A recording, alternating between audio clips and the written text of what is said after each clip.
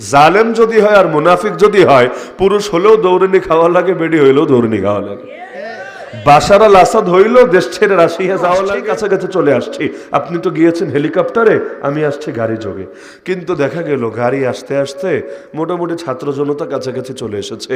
এখন যদি দরবেশের দোয়া নেওয়ার জন্য দরবেশের সাথে নেয়, তাহলে পোলাপান ধরে আর যেতে দিবে না, বাকি জীবন এখানেই রেখে দিবে। আর কাশিমপুরে আমরা যেই সেলগুলোতে জেল খেটে এসেছি, সেখানেই তাদের হয়তো মেহমানদারির বিশেষ আপ্যায়নের ব্যবস্থা করা হবে। এজন্য বলেছে, দরবেশ তুমি থাকো তোমার মতো, তুমি পালাইও তোমার মতো, আমি গেলাম তোমারে ছেড়ে। ওই যে গেল বেচারা দরবেশ, পরে যখন গিয়ে সেই নৌপথে ধরা খেলো, আল্লাহর বান্দা লুঙ্গি পর্যন্ত নষ্ট করলো। তো সামনের রাস্তা দিয়ে না পেছনের রাস্তা, তার এই করুণ পরিণতির শিকার হওয়া লাগতো না। আজকে সেও ওপারে বসে চট করে ঢোকার স্বপ্ন দেখতো এবং নতুন করে সুখের সংসার পেতে ভালোই দিনদান কাটাতে বের হবে, কারো গোশত পর্যন্ত ক্ষত বিক্ষত হবে। তাহলে সেদিন মানুষ অতিক্রম করবে কিভাবে? মানুষ মূলত পুলসিরাত অতিক্রম করবে আল্লাহ প্রদত্ত নূরের মাধ্যমে। যার নূর যেমন হবে তার চলার গতিও তেমন হবে। নূর মানে আলো। রাতের বেলা যদি চান গাড়ি চালাবেন খুব স্পিডে, আপনার গাড়ির লাইট অবশ্যই ভালো থাকতে হবে। 50 টাকা দিয়ে লাইট লাগাবেন গাড়িতে, আর আপনি চাইবেন উড়বেন রকেটের গতিতে, সম্ভব না। বরং আপনাকে গন্তব্যে যাওয়ার পরিবর্তে কবরে যেতে হবে। যদি চান গন্তব্যে নিরাপদে পৌঁছবেন, লাইট ভালো লাগবে, কোয়ালিটি আলো যত ভালো থাকবে তত আপনার জন্য চলাটা সহজ হবে। কারণ ভিজিবিলিটি না থাকলে, পথ যদি দৃশ্যমান না থাকে, বিমানও পারে না ঠিকঠাকভাবে উড্ডয়ন করতে। এই কুয়াশার টাইমে ফ্লাইট ছাড়ার কথা 8টায়, ছাড়ে গিয়ে 10টায়, 11টায়, অনেক সময় এমন হয়। কেন? কারণ ঠিকভাবে দেখেই না কুয়াশার কারণে। যদি নাই দেখে, ফগ যদি এত বেশিই থাকে, তাহলে চলবে কিভাবে? তাহলে পুলসিরাত তো আপনাকে চলতে চাইলে আলো লাগবে, নূর লাগবে। নূর যার যেমন থাকবে চলার গতিও তেমন হবে। নূর সবার একরকম থাকবে না। আল্লাহ রসুল সাল্লাল্লাহু আলাইহি ওয়াসাল্লামের যেই রকম নূর থাকবে, আমার আপনার কি ওই রকম নূর থাকবে? এটা কোশ্চেন কেন সম্ভব? চিন্তা করাও তো সম্ভব না। তো নূরের গতি যেমন হবে, চলার গতিও তেমন হবে। যার নূর যত বেশি, চলার গতিও তত বেশি। কোরআন মাজিদ 28 নম্বর পারা, সূরাতুল হাদিদ, আয়াত নম্বর 12। আল্লাহ জানাচ্ছেন, ইয়াউমা তারাল মুমিনিনা ওয়াল মুমিনাতি ইয়াসআ নূরুহুম বাইনা আইদিহিম ওয়া বিআইমানিহিম।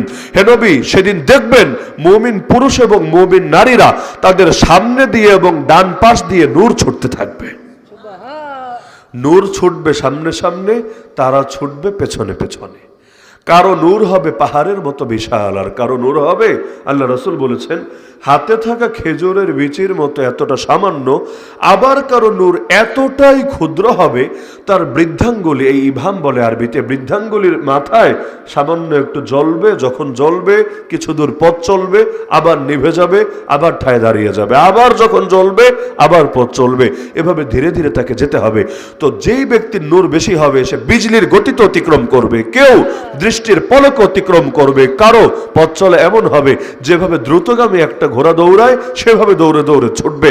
কেউ উটের মতো করে দৌড়ে দৌড়ে আগাতে থাকবে, কেউ সুস্থ সবল নওজোয়ান মানুষের মতো করে ছুটবে, আর কেউ যেভাবে হামাগুড়ি দিয়ে চলে, ওই কিছু ভিক্ষুক দেখবেন হাত নাই পা নাই ভিক্ষা করে, ওই এভাবে হামাগুড়ি দিয়ে দিয়ে চলে, এভাবে ধীরে ধীরে আগাতে থাকবে। কারো অবস্থা হবে কেটে কেটে শরীর এতটাই ক্ষত বিক্ষত হবে, তার মনে হবে আর বুঝে যেতে পারবো না, কেটে টুকরা টুকরা হয়ে পড়ে যাবো জাহান্নামে। অবশেষে যখন সেও গিয়ে জান্নাতে ঢুকবে, আল্লাহ শুকরিয়া আদায় করবে, আল্লাহ তোমার হাজারবার শুকরিয়া, জাহান্নাম দেখানোর পরে তুমি আমারে মুক্তি দিয়েছো। এই নূর, একদিকে নূর ছুটবে আর একদিকে ফেরেশতারা সান্ত্বনা দিবে, বুশরাকুমুল ইয়াউমা জান্নাত। মুমিনরা তোমরা ভয় পেও না, তোমরা একাকী না, ভয়ের কোনোই কারণ নাই। তোমাদের জন্য সুসংবাদ রয়েছে এমন সব জান্নাতের, তাজরি মিন তাহতিহাল আনহার, যার তলদেশ দিয়ে নহর নালা প্রবাহিত হবে, খালিদিনা ফিহা, সেখানে চিরকাল থাকবা তোমরা। যালিকা হুয়াল ফাউজুল আযীম, সেটাই হবে মহা সফলতা। তো এই মুমিনরা যেহেতু নূর পাবে, এই নূর দিয়ে চলতে থাকবে। সামনে দিয়ে ঈমানের নূর, ডান পাশ দিয়ে নেক আমলের নূর। এর পরের আয়াতে, অর্থাৎ 13 নম্বর আয়াতে আল্লাহ জানিয়েছেন, মুনাফিকরা চলতে পারবে না। কেন পারবে না? নূরের অভাবেই পারবে না। ইয়াউমা ইয়াকুলুল মুনাফিকুন ওয়াল মুনাফিকাত লিল্লাযীনা আমানু উনজুরুনা নাকতাবিস মিন নূরিকুম। এর তাফসীরে অনেক মুফাসসিরিন কেরাম লিখেছেন, হাশরের ময়দানে মুনাফিকদেরকে প্রাথমিকভাবে নূর দেওয়া হবে। এরা নূর পেয়ে মহা খুশি, যাক দুনিয়ার মতো এখানেও বাঁচা বেঁচে গিয়েছি। দুনিয়াতে মুনাফিকরা আল্লাহর সঙ্গে ধোঁকাবাজি করতে চায়, রাসূলুল্লাহর সঙ্গে ধোঁকাবাজি করতে চায়, ঈমানদারদের সঙ্গে তো করতে চায়। ক্ষমতায় আসার আগেও দেখেন না কতজনের কত সুর, মদিনা সনদ দিয়া দেশ চলবে, আর ক্ষমতায় আসলে দিল্লি সনদ ছাড়া আর কিছু নজরে পড়ে না। এগুলো যদি ধোকা না হয়, ধোকা কারে বলে? কত টাইপের ধোকা যে আছে আসমানের নিচে আর জমিনের উপরে আল্লাহ ভালো জানে। ওই আগরতলায় বৈশা বৈশা ভাব ধরে এমন হিন্দু সংঘর্ষ সমিতি, ওই যারা ভাঙচুর চালিয়েছে হাই কমিশনে, ওদের সংগঠনের নাম হিন্দু সংঘর্ষ সমিতি, নামের মধ্যে সংঘর্ষ। ওপরে বসে এই ছাড় আমাদের, আমরা ঢুকবো বাংলাদেশে, বাংলাদেশে ঢুকে মারপিট করব। ওদিকে বিএসএফ কে বলে দেওয়া আছে খবরদার একটাও ঢুকতে দিবা না, কারণ ঢুকলেই সবার আগে পড়বে বিবারিয়া। যদি ভুলে একবার ঢুকেছো তাহলে এখান থেকে আর প্রাণ নিয়ে ফিরতে পারবা না। যারা অনেক সময় নিজেদের লোকরেই ছাড়ে না, তারা তোমাদেরকে ছাড়বে এইটা ভাবার কারণ নাই। অন্তত আর কিছু পারুক বা না পারুক, লুঙ্গিটা খুইলা যেটা বাকি আছে ওই কাজটাও খতম করে দেবে, এরপর তোমাদেরকে ফেরত পাঠাবে। তাহলে সুতরাং ভুলেও ঢুকবা না, যা ফাইজলামি করার এ পাশে বসেই করো। তো দুনিয়ার মধ্যে কত টাইপের ডায়লগ যে লোকে মারে। তো এখন দুনিয়াতে যেভাবে আল্লাহকে ধোকা দিতে চায়, হাসরের ময়দানে আল্লাহ ওদেরকে ধোকার ভেতর ফেলে রাখবেন। কিভাবে? প্রথমে নূর পেয়ে মহা খুশি, এই বুঝি বেঁচে গিয়েছি, এখন মুমিনদের সঙ্গে পুলসিরাতে উঠবো, শু করে পার হয়ে জান্নাতে গিয়ে ঢুকবো। কিন্তু যেই মাত্র পা দেবে অমনি লোডশেডিং হবে। লোডশেডিং বুঝেন না? দুনিয়া মাঝে মাঝে বিদ্যুৎ চলে যায় না?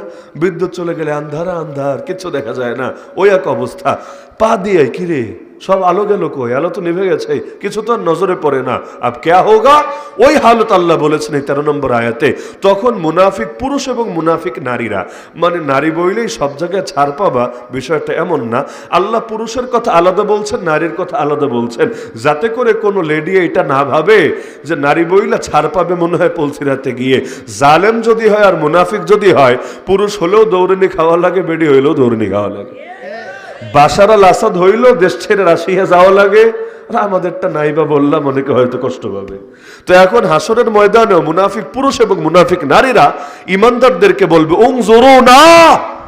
উনজুরুনার দুই অনুবাদ করা যায়, এক হলো ইনতাজিরুনা আর এক হলো উনজুরু ইলাইনা। মানে কি? বলবে হুজুর অনুবাদই করলেন আবার আরবি দিয়া। হ্যাঁ, সহজে বোঝাই। প্রথম অনুবাদ হলো যাইও না যাইও না, আমাদেরও সাথে নিয়ে যাও, একটু অপেক্ষা করো, আমাদের জন্য একটু অপেক্ষা করো। ওই বাংলাদেশেও হয়েছিল, ম্যাডাম আর একটু, এই যে কাছাকাছি চলে এসেছে, আমিও যাব আপনার সাথে। দরবেশ ছাড়া কি আর যাওয়া যায়? দরবেশদের দোয়া থাকা লাগে। আমিও আসছি, কাছাকাছি চলে আসছি। আপনি তো গিয়েছেন হেলিকপ্টারে, আমি আসছি গাড়ি যোগে। কিন্তু দেখা গেল গাড়ি আসতে আসতে মোটামুটি ছাত্র জনতা কাছাকাছি চলে এসেছে। এখন যদি দরবেশের দোয়া নেওয়ার জন্য দরবেশের সাথে নেয়, তাহলে পোলাপান ধরে আর যেতে দিবে না, বাকি জীবন এখানেই রেখে দিবে।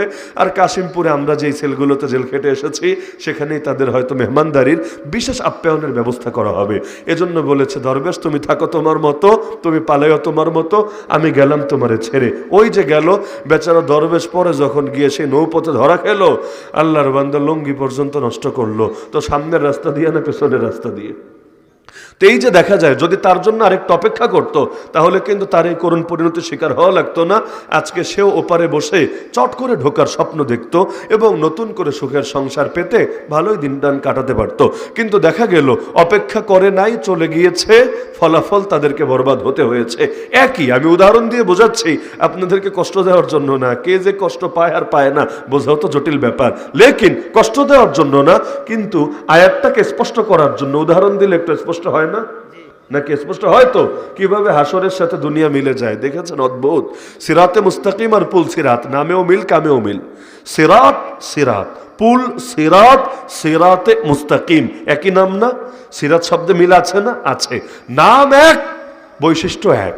এই সিরাতে মুস্তাকিমের উপর যে চলবে, ওই পুল সিরাতের উপর দিয়েও সে চলতে পারবে। সিরাতে মুস্তাকিমের উপর যে গতিতে চলবে, পুল সিরাতের উপর দিয়েও সে গতিতে চলবে।